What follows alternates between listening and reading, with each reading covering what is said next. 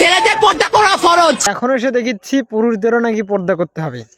পুরুষরা যদি পর্দা করে সে কি ল্যাংটা হয়ে ঘুরবে নাকি? বিষয়টা আসলে হাস্যকর না?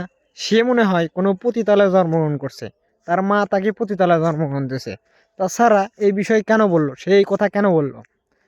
বিষয়টা আসলে হাস্যকর। আমার কথা বলার আগে ভাই হাসি আসতেছে।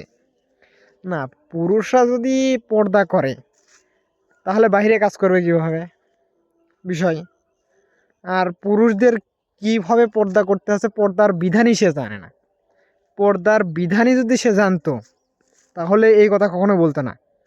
সে মনে হয় না মুসলমানের ঘরের সন্তান বা কোনো ধর্মে ভালো করে পড়ে, কোনো ধর্মের পড়া না, শিক্ষিত না, সে হচ্ছে মূর্খ, গদমূর্খ বললেই চলে।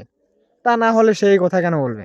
বিষয়টা এরকম হয়ে গেল না, এক ডাকাত বলতেছে আগে চুরি বন্ধ করতে হবে, সে করে ডাকাতি, সে বলিচ্ছে চুরি বন্ধ করতে হবে।